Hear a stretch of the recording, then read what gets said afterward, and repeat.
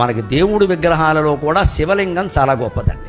నేనేదో పక్షపాతంతో అనడం లేదు, శాస్త్రీయమైన లాజిక్, తర్కం. శివలింగం గొప్పది. ఇతర దేవతా విగ్రహాలన్నిటికంటే శివలింగం గొప్పది. ఎందుకంటే శివలింగానికి కళ్ళు, ముక్కు, చెవులు, కాళ్ళు లేవండి. గమనించండి. కృష్ణుడికి ఉన్నాయి, రాముడికి ఉన్నాయి, వెంకటేశ్వర స్వామికి ఉన్నాయి, అమ్మవారికి కూడా ఉన్నాయి. శ్రీమాత, శ్రీ మహారాజ్ఞ. అబ్బో, ఆవిడ మామూలుగా కూర్చోదు, కాలేసుకుని కూర్చోవలసింది. అవన్నీ ఉన్నాయి. శివలింగాన్ని మీరు గమనించండి, అంతే ఇలాగే బోడిగా అలా ఉండిపోతుంది. ఎందుకని? అన్ని మీద నీళ్లు పోసినా జారిపోతాయి, పాలు పోసినా జారిపోతాయి, క్షీరాభిషేకం, తేనె పోసినా జారిపోతుంది, మధువుతో అభిషేకం, పళ్ళరసాలు పోసినా జారిపోతాయి, అన్నీ జారిపోతాయి. అంటే శివుడు ఏం చెబుతున్నాడు? నీ ఆత్మస్వరూపం ఇవన్నీ వచ్చాయి జారిపోతాయి, వచ్చాయి జారిపోతాయి, వదిలేయి వదిలేయి వదిలేయి. మాట వచ్చింది పోతుంది, చూపు వచ్చింది పోతుంది, వినికిడి వచ్చింది పోతుంది, స్పృహ వచ్చింది పోతుంది, అన్నీ పోతాయి. లింగం రూపంలో, శివుడు రూపంలో నువ్వు ఒక్కడవే మిగులుతావు. అదే చిదానంద రూప శివోహం శివోహం.